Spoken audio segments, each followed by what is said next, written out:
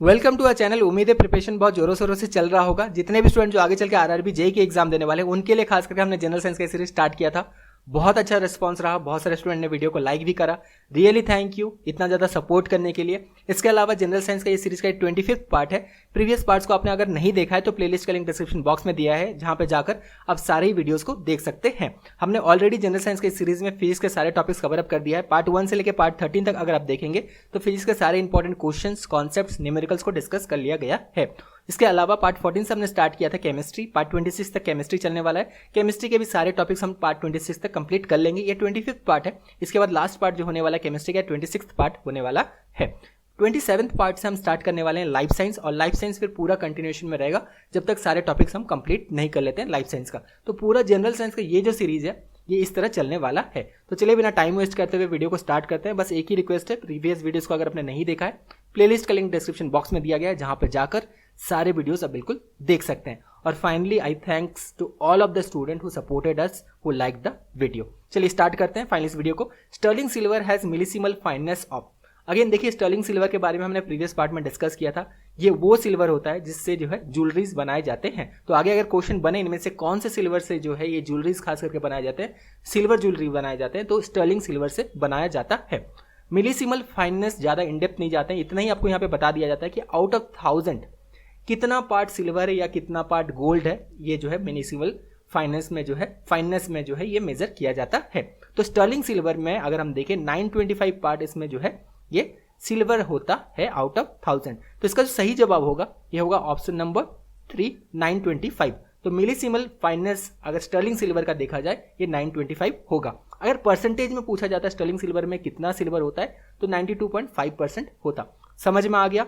इसके अलावा जो प्योर सिल्वर होता है, स्टर्लिंग सिल्वर के अलावा अगर प्योर सिल्वर पूछ लिया जाए तो प्योर सिल्वर में 999 पार्ट का 999 पार्ट जो है ये सिल्वर होता है। 999 पार्ट इसका सिल्वर होता है। एक पार्ट आउट ऑफ 1000 जो है इसमें इम्प्योरिटीज होते हैं। सिमिलरली यहाँ पे 925 जो हमने अभी बताया स्टर्लिंग सिल्वर में 925 आउट ऑफ 1000 जो है ये सिल्वर होता है। इसमें से रेस्ट जो है 74 पार्ट आउट ऑफ 1000 जो है ये अलग अलग कुछ एलॉयज होते हैं, और एक पार्ट इसमें से जो होता है ये क्या होता है, ये इम्प्योरिटीज होते हैं। समझ में आ गया होगा। इसके अलावा ये भी चीज़ हमने डिस्कस किया था, सिल्वर का जो प्योरिटी है ये थाउजेंड्स में मेजर किया जाता है। इसके अलावा गोल्ड का प्योरिटी कैरेट में मेजर किया जाता है, और डायमंड जो है कैरेट KARAT, गोल्ड का प्योरिटी ये वाला कैरेट में मेजर किया जाता है। डायमंड का जो वेट है ये CARAT, कितना कैरेट का डायमंड है ये वाला कैरेट में मेजर किया जाता है। ये सारी चीज़ प्रीवियस पार्ट में डिस्कस कर दिया गया है।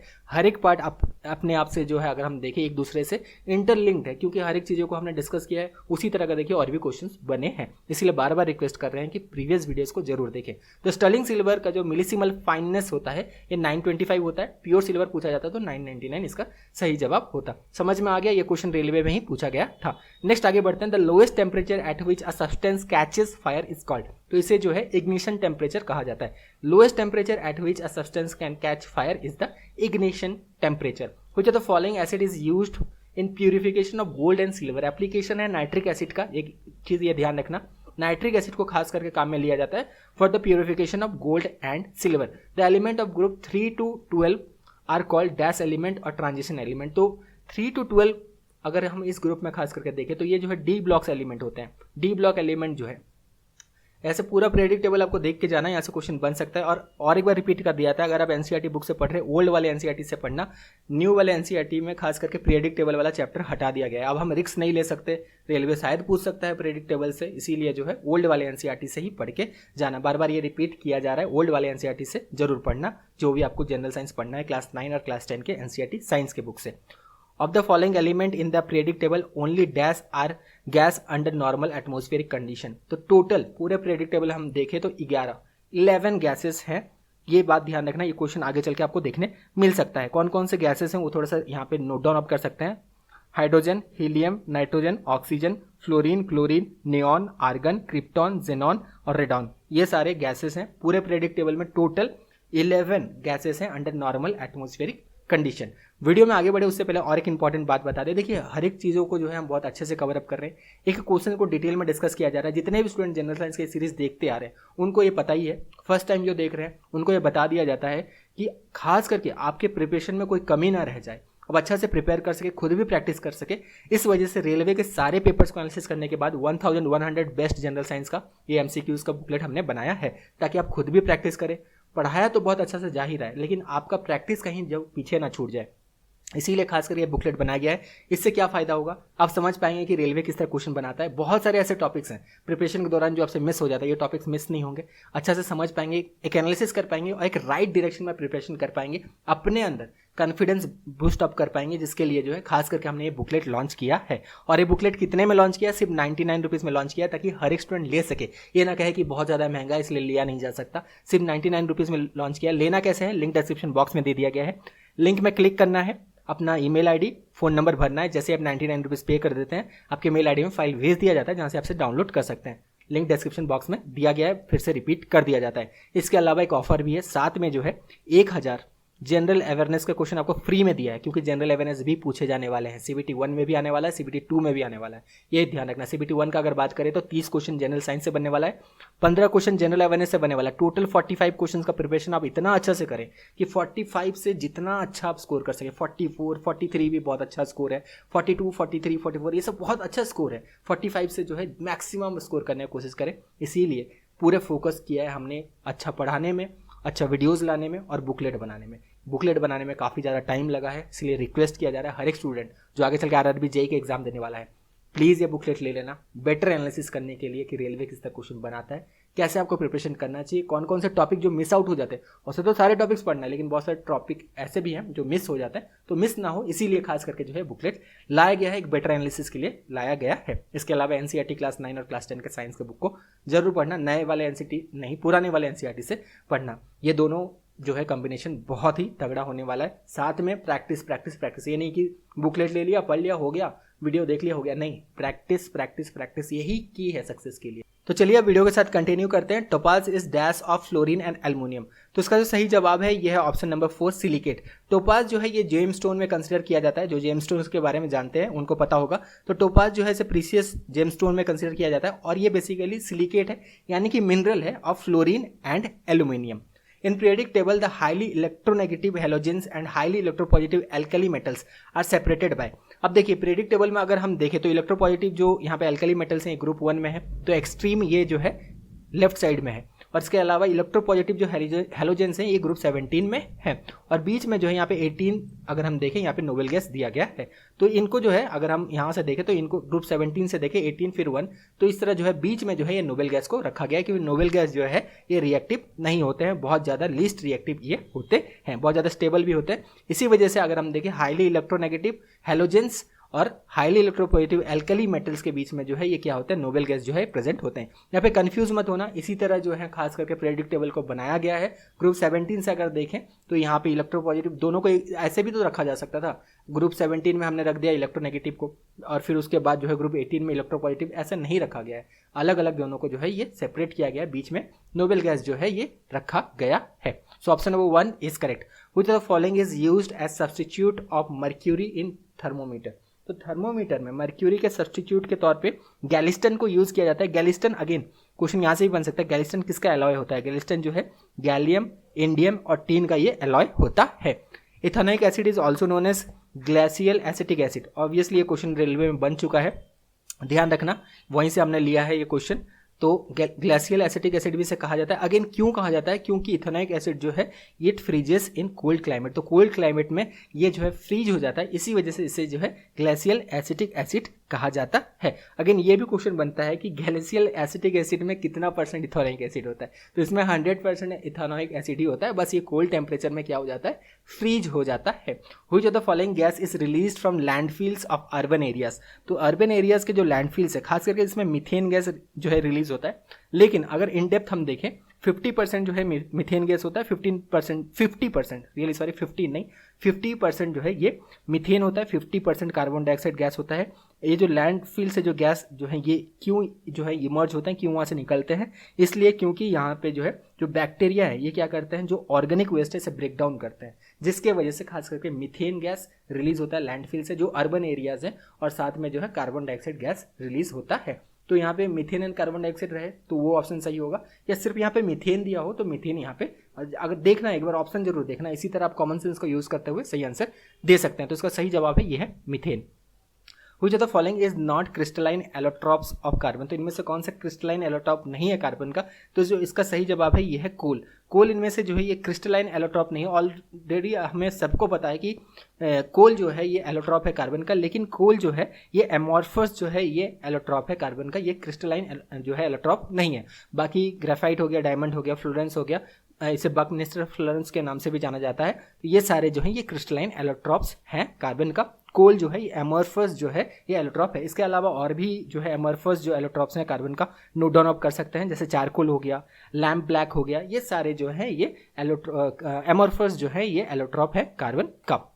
इन paper manufacturing degumming of raw material is done by, तो डीगमिंग ऑफ रॉ मटेरियल किससे किया जाता है? ये जो है ब्लीचिंग पाउडर से किया जाता है। Option number 2 is correct. Which one of the following element does not form solid hydrogen carbonate? तो इनमें से कौन सा जो है ये solid hydrogen carbonate फॉर्म नहीं करता? इसका सही जवाब है ये है lithium. Option number 4 is correct. देखिए जितने भी अल्कली मेटल्स हैं they basically form solid hydrogen carbonate except lithium. Lithium जो है ये सॉलिड हाइड्रोजन कार्बोनेट फॉर्म नहीं करता, और ये इसलिए क्योंकि ये एक्सेप्शनली स्मॉल इन साइज है और बहुत ज़्यादा जो है हाई पोलराइजिंग पावर है इसके पास, जिसके वजह से जो है ये सॉलिड हाइड्रोजन कार्बोनेट फॉर्म नहीं करता। बाकी सारे जितने भी अल्कली मेटल्स हैं ये सारे फॉर्म करते हैं। अगर यहाँ पे इसी टाइप के क्वेश्चन में अगर लिथियम नहीं दिया होता तो इसका सही जवाब मैग्नीशियम भी हो सकता था, क्योंकि मैग्नीशियम जो है ये भी जो है सॉलिड हाइड्रोजन कार्बोनेट नहीं फॉर्म करता है। PL is a hard object produce within the soft tissues of mollusks, which one of the following is the main constituent of PL? तो PL आपने देखा होगा बहुत बार, बहुत सारे वीडियोस में भी, यूट्यूब में आपने देखा होगा कि PL को जो है खास करके मोलस्क से जो है ये निकाला जाता है। छोटे छोटे वाइट जो है वाइट कलर के होते हैं, पिंक कलर के ये होते हैं। तो ये मोलस्क खास करके किससे बने हुए होते हैं? ये कैल्शियम कार्बोनेट से बने हुए होते हैं। सो option number 1 is correct. Magnesium ribbon is rubbed before burning because it has coating of, तो मैग्नीशियम रिबन अगर आपने केमिस्ट्री लैब में देखा होगा, उसे बर्न करने से पहले उसे थोड़ा सा जो है सैंड पेपर से रब किया जाता है, ताकि उसमें से जो है उसमें आराम से जो है ये फायर लग सके, इट कैन कैच फायर। तो इसमें जो है इसके ऊपर एक लेयर हो जाता है जो कि मैग्नीशियम कार्बोनेट का लेयर होता है, जिसे रिमूव किया जाता है सैंड पेपर से खींचकर। When silver is exposed to air, it get a black coating of, तो इसका सही जवाब है ये ऑप्शन नंबर 2 सिल्वर सल्फाइड। तो सिल्वर सल्फाइड का एक पतला सा ब्लैक कलर का लेयर आपको देखने मिल सकता है। अगर आप सिल्वर मेटल, मान लीजिए एक हम आइडल ले लेते हैं, भगवान का कोई आइडल है, सिल्वर मेटल से इसे बनाया गया, तो इसको अगर थोड़े दिन के लिए आप बाहर में रख देते हैं तो यहाँ पे देखिएगा थोड़ा थोड़ा जो है यहाँ पे ब्लैक कोटिंग आपको इसके ऊपर देखने मिलेगा। ये इस वजह से होता है क्योंकि एटमोस्फियर में जो सल्फर प्रेजेंट होता है ये रिएक्ट करता है सिल्वर के साथ, जिसके वजह से इसके ऊपर एक पतला सा आपको सिल्वर सल्फाइड का लेयर देखने मिलता है ब्लैक कलर का। What type of chemical reaction take place when electricity is pass through water, तो इलेक्ट्रिसिटी जब पास किया जाता है वाटर में तो यहाँ पे डिकम्पोजिशन रिएक्शन हमें देखने मिलता है। थोड़ा सा यहाँ पे रिएक्शन भी लिख दिया जाता है ताकि आप इसे नोट डाउन कर लें, भूले नहीं। तो यहाँ पे क्या होता है डिकम्पोजिशन रिएक्शन में अगर हम बात करें तो यहाँ पे सिंगल रिएक्टेंट जो है इट ब्रेक डाउन इनटू 2 और मोर प्रोडक्ट, तो ये जो है डिकम्पोजिशन रिएक्शन यहाँ पे आपको बिल्कुल देखने मिल सकता है। तो इलेक्ट्रोलाइसिस ऑफ वाटर बेसिकली जो होता है it gives hydrogen and oxygen as a decomposition reaction. तो उसका सही जवाब है यह option number 3। A substance added to food containing fat and oil to retain it taste and flavour is called, तो इसका सही जवाब है एंटीऑक्सीडेंट। खास करके एंटीऑक्सीडेंट्स जो होते हैं इनको मिलाया जाता है फूड में ताकि जो फैट है, ऑयल है, ये रैंसिड ना हो जाए, इनका टेस्ट चला ना जाए, इनका फ्लेवर जो है खराब ना हो जाए, इस वजह से एंटीऑक्सीडेंट्स को मिलाया जाता है। रेलवे के पेपर में क्वेश्चन ऑलरेडी पूछा गया है, रेलवे के पेपर से ही क्वेश्चन लिया गया है। Sodium carbonate is basic salt because it is a salt of, तो इसका सही जवाब है weak acid and strong base, क्योंकि स्ट्रॉन्ग बेस यहाँ पे दिया गया, देखिए वीक एसिड और स्ट्रॉन्ग बेस से ये डिराइव किया गया है, इसी वजह से जो है सोडियम कार्बोनेट जो है ये बेसिक सॉल्ट है। स्ट्रॉन्ग बेस खास करके वीक एसिड है और स्ट्रॉन्ग बेस का रिएक्ट करते हैं तब जाके हमें जो है यहाँ पे सोडियम कार्बोनेट जो है ये मिलता है। तो स्ट्रॉन्ग बेस से खास करके ये जो है डिराइव हुआ है, जिसकी वजह से ये जो है बेसिक सॉल्ट है और यहाँ पे वीक जो है एसिड है। Farmers neutralise the effect of acidity of soil by adding, तो एसिडिटी अगर ज़्यादा हो जाए सॉइल में तो इसमें खास करके स्लेट लाइम और क्विक लाइम का जो है स्प्रे किया जाता है ताकि न्यूट्रलाइज किया जा सके सॉइल को। इसके अलावा प्रीवियस वाले क्वेश्चन में यहाँ पे ध्यान रखना स्ट्रॉन्ग एसिड और स्ट्रॉन्ग बेस दिया गया है। स्ट्रॉन्ग एसिड और स्ट्रॉन्ग बेस को अगर हम रिएक्ट करते हैं तो यहाँ पे हमें टेबल सॉल्ट मिलता है NaCl, ये प्रीवियस वीडियो में हमने डिस्कस किया था। लेकिन सोडियम कार्बोनेट जो है ये पूरा बेसिक जो है ये सॉल्ट है अगर हम यहाँ पे देखें, और बेसिक सॉल्ट जो है ये ऑब्वियसली जो है ये वीक एसिड और स्ट्रॉन्ग बेस को जब हम यहाँ पे रिएक्ट करते हैं तब मिलता है। लेकिन स्ट्रॉन्ग एसिड और स्ट्रॉन्ग बेस को हम यहाँ पे रिएक्ट करेंगे तो यहाँ पे एक हमें टेबल सॉल्ट सोडियम क्लोराइड, जो कि ज़्यादा एसिडिक नहीं, ज़्यादा ये बेसिक नहीं होता है, न्यूट्रल हम कह सकते हैं ये होता है। तो यहाँ पे ये चीज़ आप बिल्कुल ध्यान रखना, जब भी इस तरह क्वेश्चन बने तो एक बार कॉमन सेंस यूज़ करना कि स्ट्रॉन्ग एसिड और स्ट्रॉन्ग बेस को अगर हम रिएक्ट करेंगे तो यहाँ पे हमें सोडियम क्लोराइड जैसे सॉल्ट मिलेगा, जो कि न्यूट्रल एक सॉल्ट होता है। इसके अलावा अगर हमें बेसिक सॉल्ट मिल रहा है, इसका मतलब वीक एसिड है और स्ट्रॉन्ग बेस है। आगे बढ़ते हैं, नेक्स्ट क्वेश्चन देखते हैं। Alloys are homogeneous mixture of metal and with a metal और non metal, which of the following alloys contain non-metal as one of its constituent। तो इनमें से जो सही जवाब होगा ये होगा ऑप्शन नंबर 4 स्टील। स्टील में खास करके आयरन, क्रोमियम और एक नॉन मेटल जो होता है इसमें, ये नॉन मेटल होता है कार्बन। स्ट्रेंथ प्रोवाइड करने के लिए कार्बन इसमें मिलाया जाता है। बाकी एमेलगम के बारे में हमने डिस्कस कर लिया था, मर्क्यूरी और कोई और एक जो है यहाँ पे मेटल होता है तो ये एमेलगम फॉर्म होता है। ब्रोंज में भी दो जो है मेटल ही होता है, यहाँ पे एक कॉपर होता है और एक एल्यूमिनियम या ऐसे कुछ मिलाया जाता है, कॉपर या ब्रास को ऐसे मिलाया जाता है, ये भी जो है दो मेटल ही मिलाया जाता है। ब्रास में भी अगर हम देखें तो यहाँ पे कॉपर और सिल्वर को जो है ये मिलाया जाके ब्रास बनाया जाता है। तो सिर्फ इनमें से सही आंसर है ये है स्टील। स्टील में खास करके नॉन मेटल जो है कार्बन यहाँ पे मिलाया जाता है। Which of the following is not an allotrope of carbon? तो इनमें से कौन सा जो है ये कार्बन का एलोट्रॉप नहीं है, तो इसका सही जवाब है कार्बन डाइऑक्साइड। कार्बन डाइऑक्साइड जो है ये एलोट्रॉप नहीं है कार्बन का, बाकी सारे एलोट्रॉप्स हैं।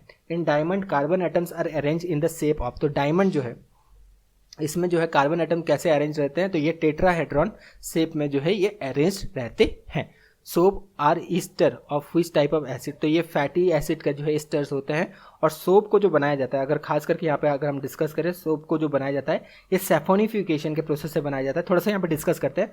Soap are formed by heating fat and oil, जो कि basically glycerol ester of fatty acids होते हैं with aqueous sodium hydroxide solution, और इसी रिएक्शन को जो है हम कहते हैं सैफोनिफिकेशन। तो सोप को बनाने का जो प्रोसेस है ये सैफोनिफिकेशन से बनाया जाता है। Which among the following mineral is also known as horn silver, तो हॉर्न सिल्वर जो है, सिल्वर क्लोराइड जो है, इसे हॉर्न सिल्वर के नाम से जाना जाता है। अगेन बहुत पुराने टाइम से जो है अगर हम देखें तो इन्हें जो है सिल्वर क्लोराइड जो है इसे लूना कॉर्निया नाम से जाना जाता था। लूना कॉर्निया, ये बात याद रखना, बहुत पुराने टाइम से इसे लूना कॉर्निया के नाम से जाना जाता था सिल्वर क्लोराइड को। तो इसी को जब ट्रांसलेट करते हैं तो ये हॉर्न सिल्वर जो है, इसलिए इसे कहा जाता है हॉर्न सिल्वर। ठीक है, तो एक चीज़ ये ध्यान रखना, ये क्वेश्चन बहुत बार बन चुका है एग्जाम में। Which on the following mineral is also known as horn silver, तो सिल्वर क्लोराइड जो है इसे हॉर्न सिल्वर के नाम से जाना जाता है, क्योंकि एंशिएंट टाइम में इसे लूना कॉर्निया के नाम से जाना जाता था। बाद में जब लूना कॉर्निया को ट्रांसलेट किया गया तो इसे हॉर्न सिल्वर जो है ये कहा गया। The amount of energy released when one or more electron is added to a neutral atom, तो इसे इलेक्ट्रॉन एफिनिटी कहा जाता है। इसके प्रीवियस वाले वीडियोस में ऑलरेडी हमने डिस्कस किया था कि एटम्स जो होते हैं ये क्या होते हैं, इलेक्ट्रिकली न्यूट्रल होते हैं, यानी कि प्रोटॉन्स और इलेक्ट्रॉन ये सेम होता है। लेकिन अगर हम इसमें जो है इलेक्ट्रॉन इंक्लूड करते हैं तो यहाँ पे एनर्जी रिलीज होता है और इसे हम जो है इलेक्ट्रॉन एफिनिटी कहते हैं। लेकिन एक अगर न्यूट्रल, एक क्वेश्चन बन सकता है कि अगर एक न्यूट्रल एटम में हम इलेक्ट्रॉन अगर ऐड करते हैं तो ये क्या बनेगा, ये एनायन फॉर्म होगा, क्योंकि यहाँ पे इलेक्ट्रॉन ज़्यादा है एज कंपेरिजन टू प्रोटॉन्स। अगर एक न्यूट्रल एटम में जो कि इलेक्ट्रिकली न्यूट्रल होता है, इसमें अगर हम एक प्रोटॉन अगर ऐड करेंगे तो ये क्या बनेगा, ये कैटायन बनेगा। पॉजिटिवली चार्ज आयन को कैटायन कहा जाता है, नेगेटिवली चार्ज आयन को एनायन कहा जाता है। तो ये सारी चीज़ भी बिल्कुल ध्यान रखना, इस तरह क्वेश्चन आगे चल के आपको देखने मिल सकता है। The longest period of modern periodic table is, तो लॉन्गेस्ट पीरियड कौन सा है मॉडर्न पीरियडिक टेबल का, तो ये जो है ये 6th पीरियड है। इसमें टोटल कितने हैं, 32 एलिमेंट्स प्रेजेंट होते हैं। और सबसे छोटा भी पूछा जा सकता है, तो फर्स्ट पीरियड में सिर्फ 2 ही एलिमेंट होते हैं, आप सभी को पता है, हाइड्रोजन और हीलियम। तो ये जो है शॉर्टेस्ट पीरियड है। कौन सा पीरियड शॉर्टेस्ट है, फर्स्ट, और सबसे लॉन्गेस्ट है 6th।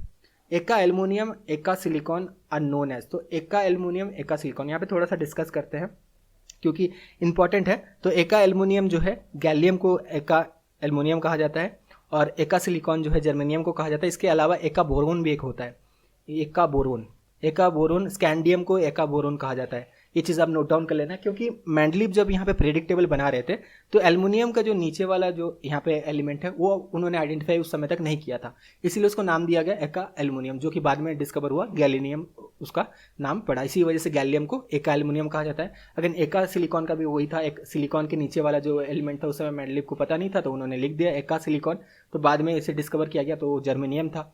इसके अलावा एका बोरोन भी वही है उसके केस में जो है बाद में स्कैंडियम जो है डिस्कवर हुआ, तो जो कि बोरोन के नीचे है, तो ये स्कैंडियम उसका नाम पड़ा, तो एका बोरोन के नाम से भी सबको जाना जाता है। तो ये सारी चीज़ याद रखना, यहाँ से जो है ऑलरेडी रेलवे ने क्वेश्चन बनाया है, आगे चल के आपको और भी क्वेश्चन देखने मिल सकता है। ये जो क्वेश्चन है ये रेलवे के पेपर से ही लिया गया है, और ये क्वेश्चन है कि what is the symbol of element टंगस्टेन। तो टंगस्टेन जो है W से इसे डिनोट किया जाता है। अगेन ध्यान रखना क्योंकि ये क्वेश्चन रेलवे ने ऑलरेडी पूछा है। Which of the following has strongest inter particle force at room temperature. देखिए यहाँ पे कॉमन सेंस यूज करना है। इंटर पार्टिकल जो फोर्स होता है सबसे स्ट्रॉन्ग किस में होता है? सॉलिड्स में होता है। ऑक्सीजन क्या सॉलिड है? ये नहीं, गैस है।